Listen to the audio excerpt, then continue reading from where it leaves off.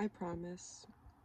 I'm just asking for 10 minutes, 10 minutes of your guys' time for me to really understand this concept that's just constantly looping energetically.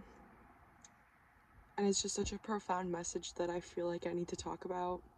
I'm not doing a reading with cards today, but more of an energetic reading for you guys. Everything that exists, everything that coexists, that's been created, or that Mother Earth created, man, object, creature, is all energy. Everything that coexists, man and object, holds energy, holds frequency. We are energy. Energy is vibration. Vibration is frequency. Sound is frequency. And what we put into our bodies, the energy, the vibration, the frequency, it's all a synonym of the exact same thing. What we put into our body, whether that's, like I was explaining before with sound, music. Music is a big one. If you are listening to music that's talking about gang violence, drugs, addiction, being hurt, it's not always a bad thing to be listening to music that's allowing you to express pain healthily. But when the message of the song is to just be talking about, pimping women, selling drugs, taking people's lives, like, that is letting off such a low vibrational frequency. No wonder people feel depressed every single day when listening to music talking about hurting people or hurting yourself. That is going to literally, naturally, subconsciously lower your vibration. Even if you're a happy person, you can be such a kind being, beautiful being, but if you're allowing low vibrational frequencies to come into your circle, even this is people that you care about, friends, family, coworkers, if you feel your energy get lower, feeling anxiety around people, feeling nauseous, all of a sudden feeling out of place, and not in like a way of making you feel insecure, but maybe people are not being kind to you, possibly, or making you feel insecure. But you should never feel insecure from people's own opinions, because people who are living in a low vibrational energy are going to unfortunately be automatically energetic vampires. They are going to try to lower your vibration as well. 333, right as I'm saying that. They're going to try to lower your vibration as well, just to make themselves feel better, to feel, yeah, maybe to feel something. But it's actually just fueling their own ego and their own low vibrational energy that they're choosing to live in. And a lot of this comes with trauma, ancestral trauma, your mom, your dad having a past of mental health, right? Because of trauma that they experienced from their own parents. Maybe it's trauma they created for themselves, which is a very common theme. A lot of times when we experience trauma, it is either nature, nurture, right? We either create our own trauma, unfortunately, or a traumatic situation happens that's out of our control, which then gives us trauma. And the unhealed then becomes a generational process. And I really believe that that process can only come to a certain point because somebody in the family along the line has to feel that energy, heal the generational curse. Like, that saying is true in its state.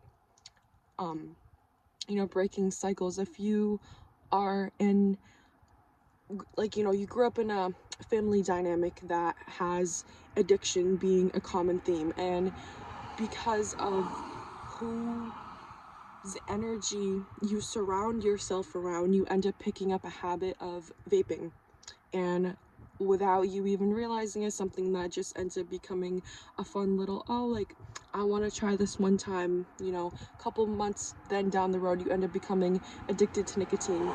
And I really believe people will be like, oh, it's in your blood, right? Which does have some biological background evidence with science that people who in your bloodline did it, you're more likely to pick up the habit because it's an energetic generational cycle that keeps going until somebody decides to break that habit.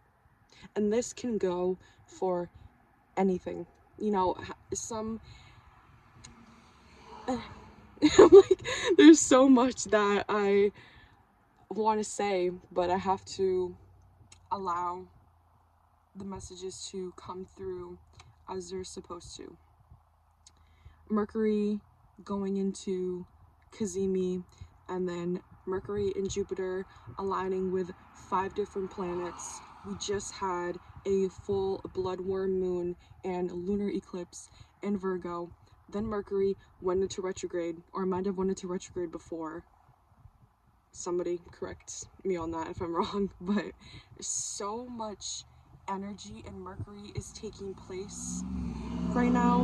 Life almost feels unreal, and I'm really feeling this message being called to the most grounded people who really understand and grasp the concept that the present moment is all you have. And when we choose to stay in the past, hyperfixating on the past trauma, we're never going to be able to energetically move forward. Your frequency is stuck in the past, so how can you allow yourself to create space for the new, to ascend, for new opportunities, if we choose to stick in a state of lack?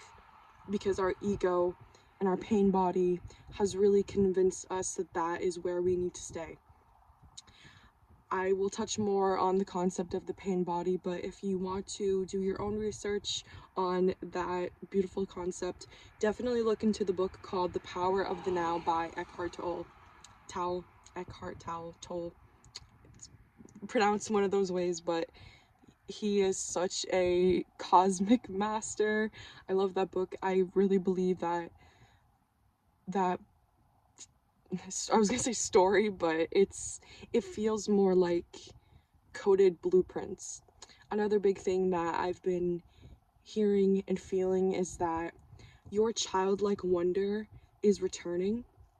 This Kundalini awakening, your energy is moving faster than your body can handle at the moment. So it's almost like a feeling of anxiety or heaviness that you're experiencing, especially people who are super in tune. To just know that you're not the only one feeling this. You're feeling the pressure of the atmosphere because your old skin, your old layers are shedding.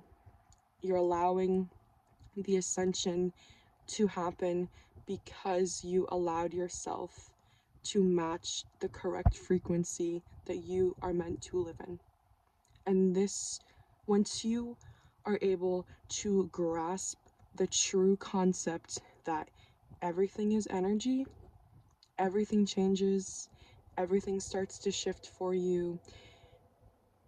How you spend your energy, where you put your energy, choosing to live in your high vibration of I am loved, I am safe, I am here now, I am not my past doubts, I am not what society wants to program us.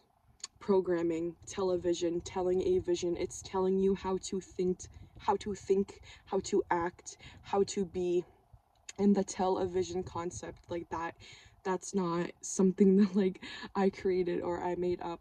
I watched a video and it was this woman talking about that, and that's exactly how she explained it, and it is so true. Just wanted to straight up say that that source like wasn't something that I created, but a lot of the times that these messages come through, we think that it's our own mind or that we're creating it, and a lot of times, yes, our own creativity can create something, but our minds are energetic highways, and the same sacred message can come through for other people as well, because we are all connected in this divine collective. And when we allow our ego to shed in being in the present moment, knowing that I am not above anybody else. And when you live in a higher frequency than other people, you understand that you're not better than them, but you're just choosing the love and the light. But choosing your love and your light and helping people in the best way that you can't help everybody. And allowing your heart chakra to just have some acceptance for that as well, is I can't help everybody, but I can help the right people that I'm meant to. Somebody definitely needed to hear this message today. It feels very sacred. I've felt this heaviness. It's been heavy in a good way. Like, it's like when you can feel the essence of the weight before it drops, like, you know, things that have been needing to be shed. Like, I feel like I feel like a gecko chameleon shedding my last layer of skin. Like, I'm watching it fall away, and I know I'm not the only one that's experiencing this true raw transformation. The return, it's a true return to who you are